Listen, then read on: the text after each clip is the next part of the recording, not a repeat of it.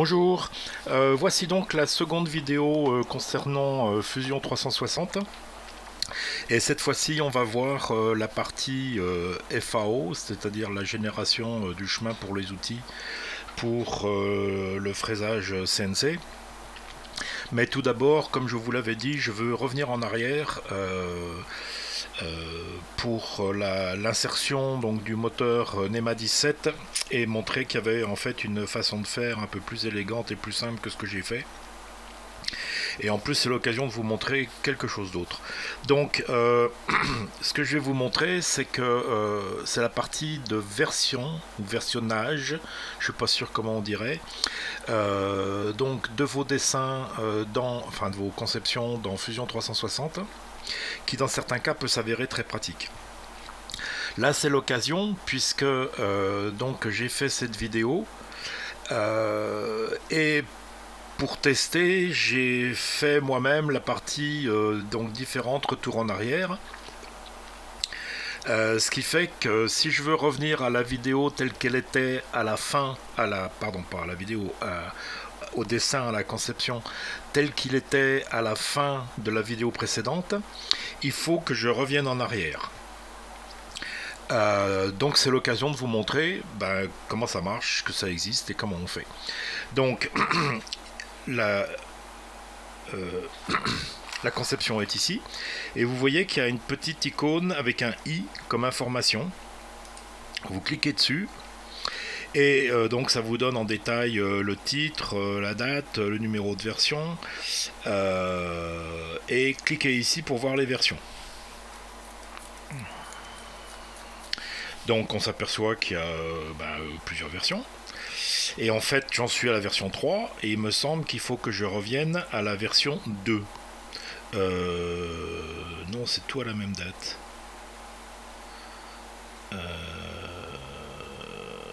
Bon, on va revenir à la version 1. Voilà. Alors ils appellent ça promouvoir la version. Ça veut dire qu'en fait on la fait passer en tête. Donc je vais revenir à la version 1.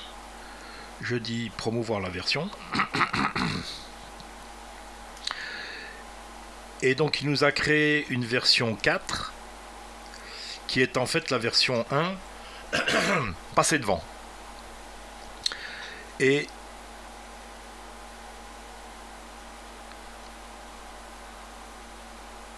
voilà, donc là je suis sur la version précédente où il n'y a pas l'insertion du moteur et il n'y a même pas non plus le matériel qui va bien. Donc on va lui dire que c'est un composant et au composant on va lui dire que le matériel c'est du bois, on va dire que c'est du MDF et on va donner à ce MDF l'apparence de bois.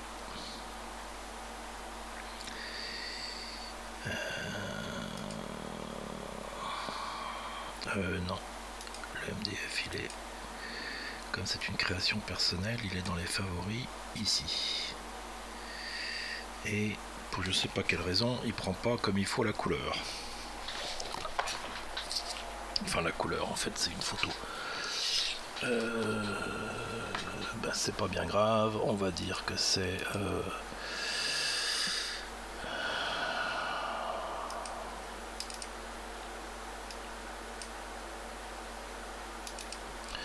on va lui donner un aspect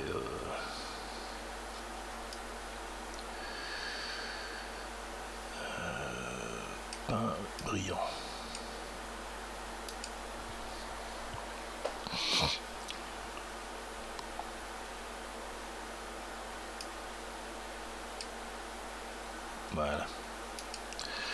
Voilà, donc là ça ressemble à une plaque en bois. Donc on est plus proche de ce que l'on fait.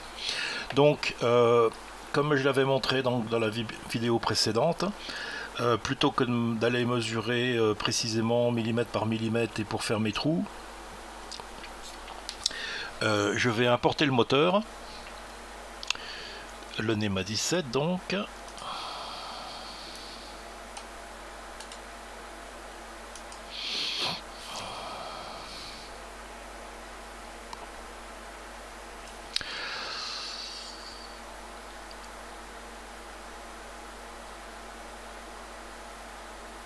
on va le positionner approximativement là où ça pourrait être logique qu'il soit, par ici, voilà. Position exacte n'est pas fondamentale. Attendez, il est où? Ah, j'avais pas fait attention qu'il était du mauvais côté. Ok, c'est pas grave.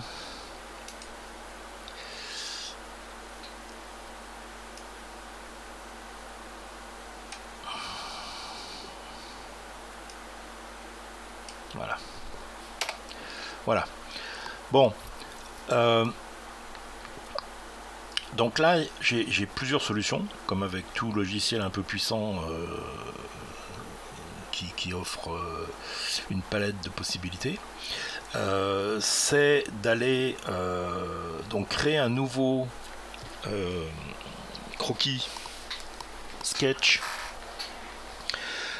pour avoir la face avant du moteur et ensuite aller copier cette face avant sur le dessin qui m'a servi à faire cette planche. Ce qui fait quand même un certain nombre d'opérations. La raison étant que le dessin est la première chose que j'ai faite. Donc si je reviens directement au dessin, ma plaque n'existe pas. Et le moteur encore moins puisqu'il n'est pas importé. Donc si je viens pour éditer le dessin, j'ai pas le moteur.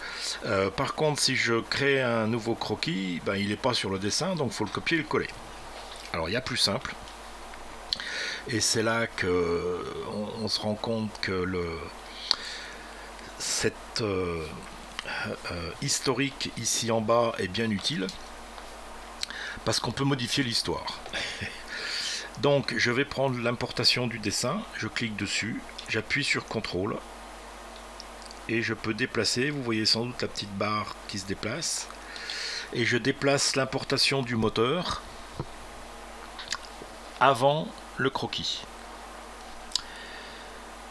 Alors par contre, est-ce qu'il me l'a remis?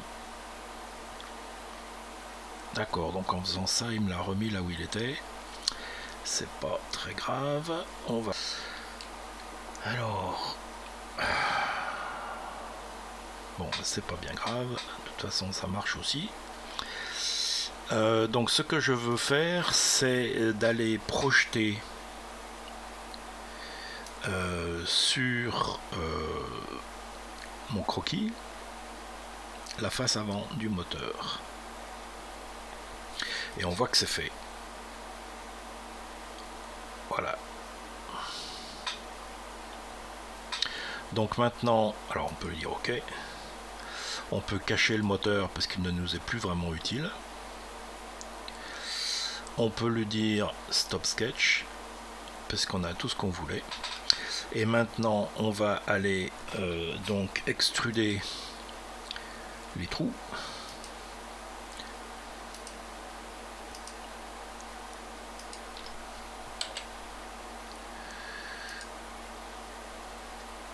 Dans une distance de... Alors il est dans quel sens là? Donc de 10 mm. Et du fait que je lui dis 10 mm et qu'il était dans le bon sens, il comprend tout de suite que ce que je veux, c'est donc découper la plaque. On lui dit OK. Et on a donc les trous correctement positionnés pour le moteur, qui vont nous permettre d'une part de le visser et de faire passer le, comment dire, la petite extrusion du moteur qui est au centre avec l'axe. Voilà. Donc j'ai ma plaque cette fois-ci correctement. Bien. On peut se passer de ça et on va aller passer à la partie cam fabrication. Donc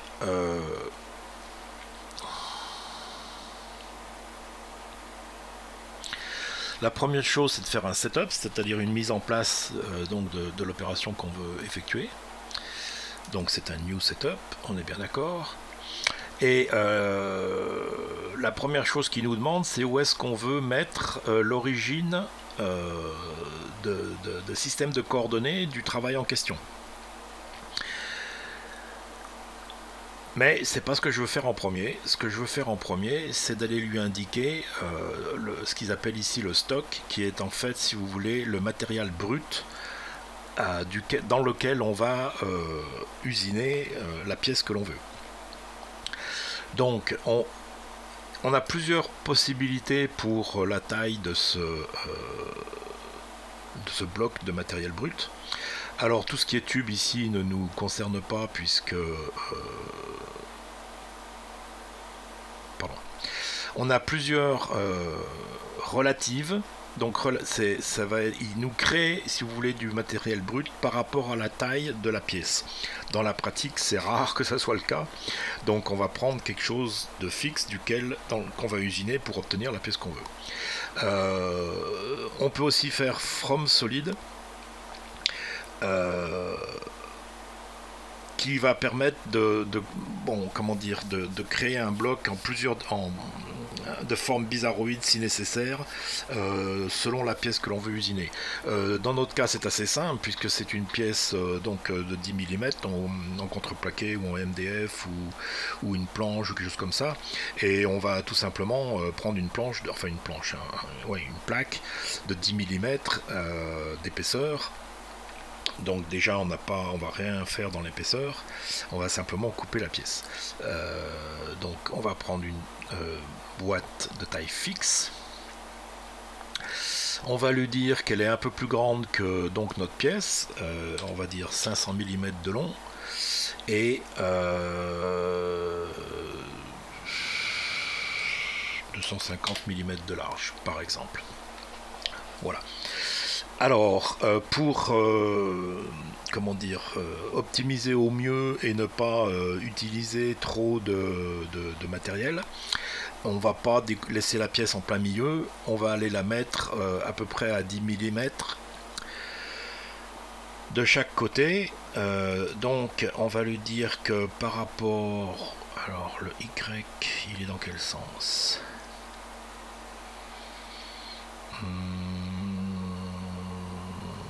Oui, on va lui dire par rapport à Y, il va être 10 mm. Et par rapport à X,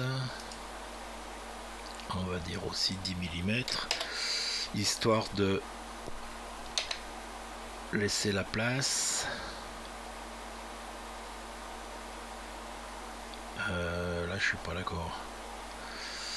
Offset, alors modèle position center, non, pardon.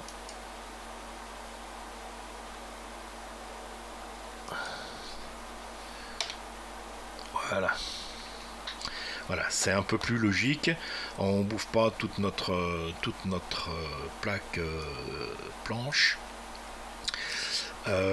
Et on se laisse un peu de place éventuellement, suivant la façon dont on veut fixer la planche sur la machine. On a la place ici de mettre des petites vis dans le coin, ou sur une pièce comme ça, pas trop grosse, on pourrait mettre du double face. Il y a différentes façons de faire, mais on se laisse un peu de place de façon à ce que l'outil puisse fonctionner, et en ayant quand même de l'espace dans le coin pour mettre une fixation. Alors maintenant, on va aller lui dire que notre nos coordonnées pour le travail en question,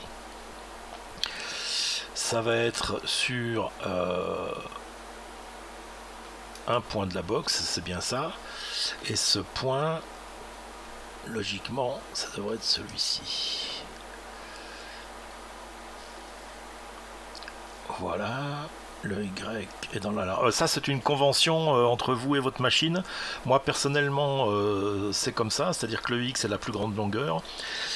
Mais pour certains, ils le font plus dans le sens contraire. C'est-à-dire que Y est la largeur, mais il y a plus de largeur que de longueur. Donc ça, ça dépend donc de chaque machine. Voir comment vous voulez le faire. Vous voyez qu'ici on a une option fixture qui est donc la possibilité de modéliser ce qui fixe la pièce sur le plan de travail, donc de la table de la machine. Et comme ça, vous pourriez voir s'il y a des collisions entre l'outil et les fixations. Par contre, ce à quoi je n'ai pas fait attention, c'est que Z est ici à l'envers. Donc Z. Ok, et mon point origine est donc ici. Voilà.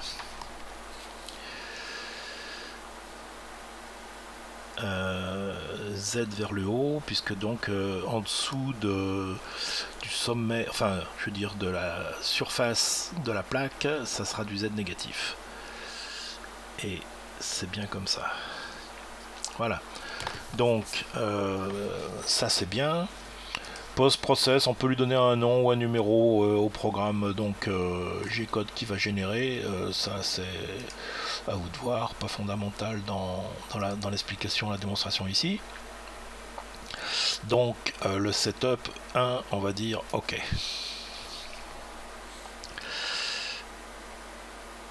Donc maintenant ce qu'on veut, c'est les opérations qu'on va effectuer. Donc ce sont des opérations 2D, hein, c'est pas vraiment du 3D, enfin ce qu'on appelle du 2D et demi si on veut. Donc la première chose, ça va être d'aller faire nos percements. Donc circulaire ici. Alors l'outil, je ne vais pas rentrer dans le détail, hein, il y a une librairie d'outils, on peut aller en créer, etc. Là on va prendre ce qui existe. La pièce, le bois n'est pas ici, donc c'est du non ISO.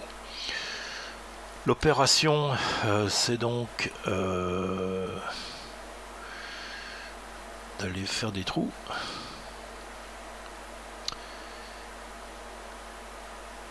À part que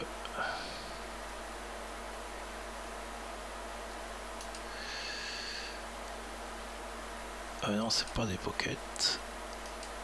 Open pocket. Donc l'outil Flat End Mill, c'est ce qui convient. Le diamètre, on va prendre, puisque les trous les plus petits font 4 mm, pardon. On va prendre 3 mm. Et ça évitera de changer l'outil, et par contre dans d'autres passes ça évitera de faire trop souvent.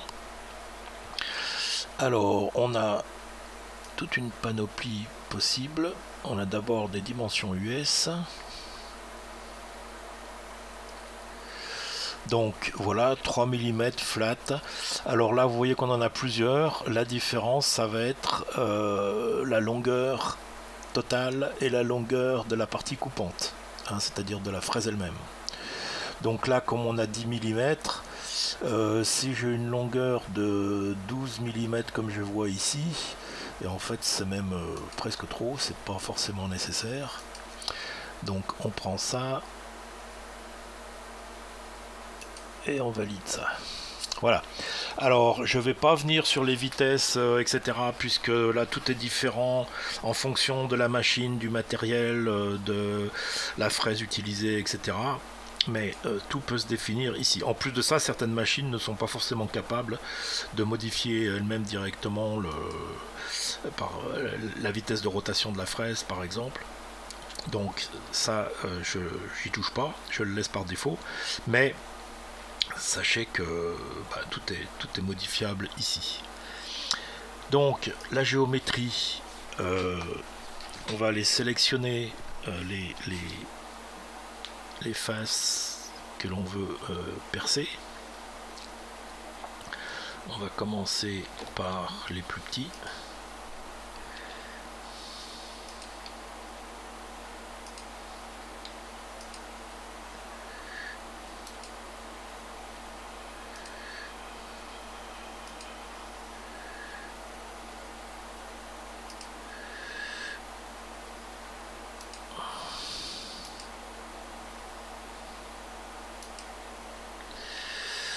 Voilà.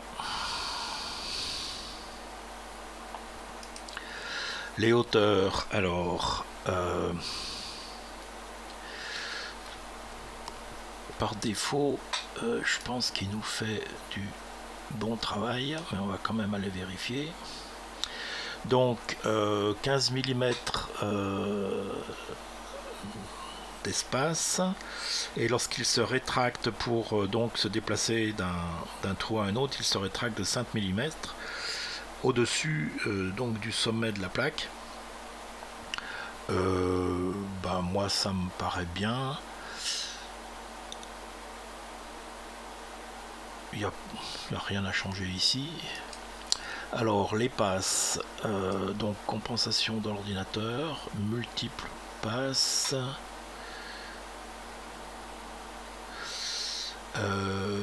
multiples profondeurs, oui, 1 mm, ça me paraît bien. Il n'y a pas de matériel à laisser, là on coupe complètement les 10 mm. Donc 1 mm à chaque fois dans du bois, moi ça me paraît tout à fait correct. Et voilà, donc on va valider ce chemin là. Et on va en créer donc une deuxième opération.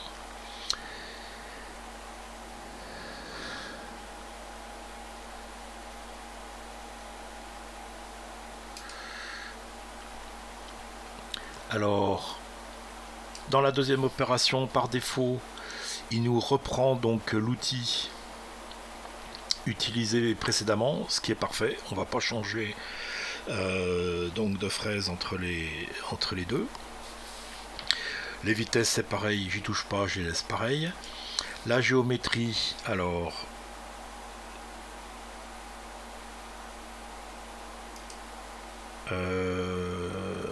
non. Ce que je veux, c'est aller ici. Voilà.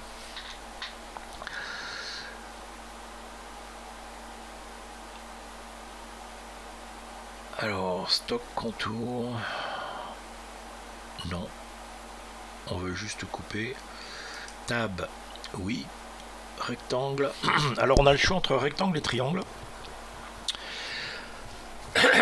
Il me semble que, bon, tout dépend encore des façons de faire et tout ça. Moi, il me semble que les triangles, ça sera un tout petit peu plus solide. Si on utilise quelque chose d'un peu friable comme du MDF, ça me semble être une meilleure solution. Par contre, 3 mm, c'est un peu ridicule. On va prendre 10. 10. C'est peut-être même un peu petit 10, mais bon, on va prendre 10. Et par contre, la hauteur, 5 mm. Voilà. Et positionnement par distance. Alors là, vous voyez, c'est tous les 24 mm, il y en a 3 tonnes. On va faire en sorte qu'il y en ait beaucoup moins. On va prendre quelque chose comme 75 mm. Ça m'en fait 3 sur la largeur, 2 sur la hauteur. C'est bien suffisant, je pense.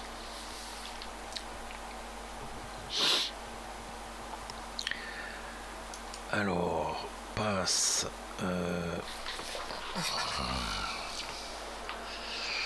Donc, on va faire descendre. Passe d'1 millimètre. Bon, on va mettre 1 mm 5.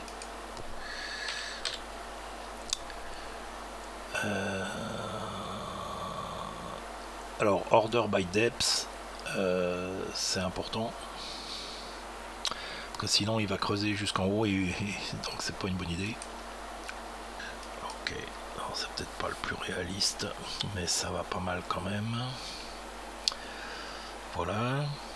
Donc là, mon chemin a priori a été calculé. On peut aller simuler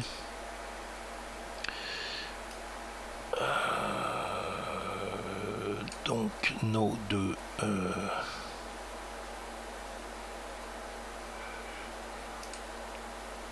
stock, le mode standard.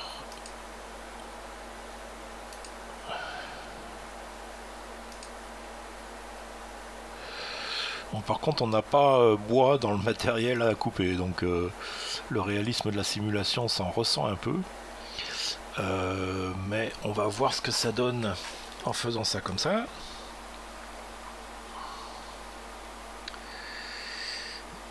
On va au moins au début pas aller trop vite. Et donc on voit notre bit, notre fraise qui est en train de découper le premier trou.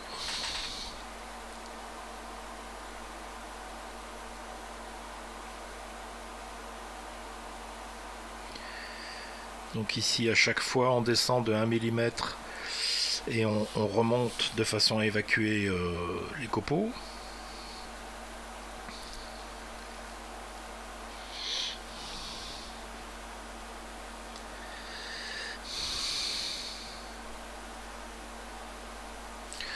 On va accélérer un petit peu, c'est pas la peine de...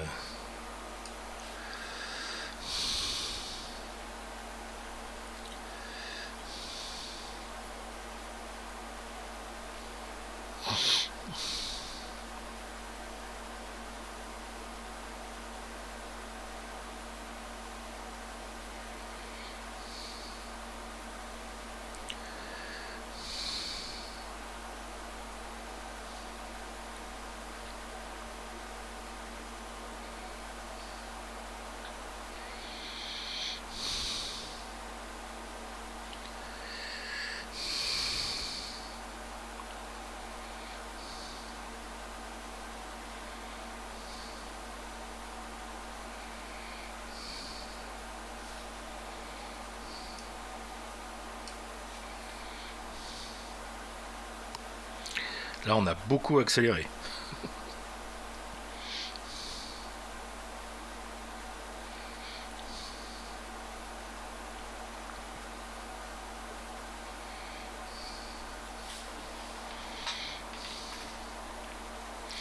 Voilà, et donc là le travail est fini.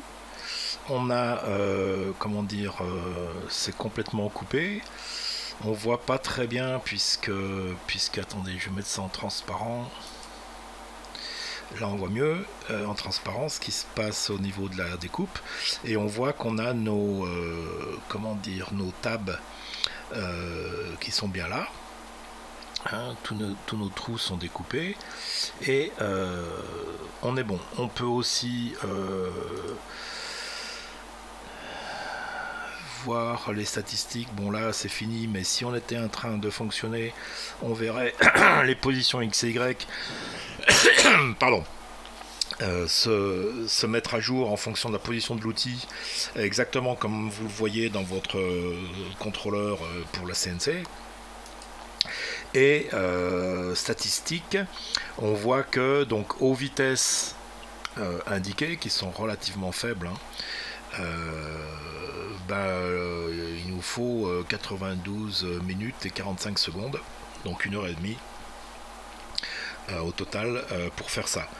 Encore une fois, je le répète, on a des vitesses qui ne sont pas réalistes ici, hein, en tout cas pas pour du bois. Voilà. Tout cela étant fait, je peux aller dans ce qu'ils appellent post-process, c'est-à-dire que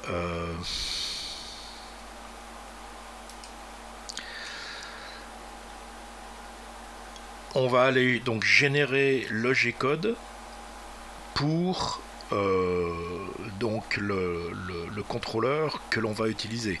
Dans mon cas, puisque j'ai déjà fait, j'ai GRBL qui est choisi, mais bon, vous voyez qu'il y a le choix, il y a un paquet de machines différentes, il y a Linux CNC, il y a Mac 3. Enfin bon, je pense que suivant ce que vous utilisez, vous devriez pouvoir y trouver votre bonheur. Pour ce qui est de GRBL, il est là, générique GRBL, et donc j'ai choisi un fichier, un dossier de sortie où tous mes chemins, mon G-code va aller se mettre. Vous sélectionnez celui que vous voulez, hein, c'est pas obligé d'être ça. Et donc si là je fais poste ici, eh ben, il me génère le G-code pour faire ce que l'on vient de faire ensemble. Bon, la vidéo comme ça est déjà un peu longuette, donc c'est pas la peine d'en rajouter, mais simplement, puisque on est bien toujours dans Fusion 360, si maintenant, pour une raison ou pour une autre, j'avais besoin d'aller modifier, par exemple, le diamètre de ces trous, il suffirait que je revienne dans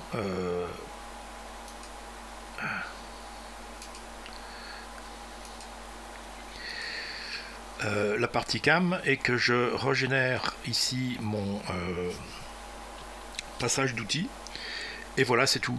Alors que traditionnellement, il faut sauver le DXF ou suivant le format de fichier, aller le réimporter dans CamBam ou équivalent et recalculer le chemin. Là, tout se fait directement en une seule opération et c'est vraiment bien pratique. Voilà.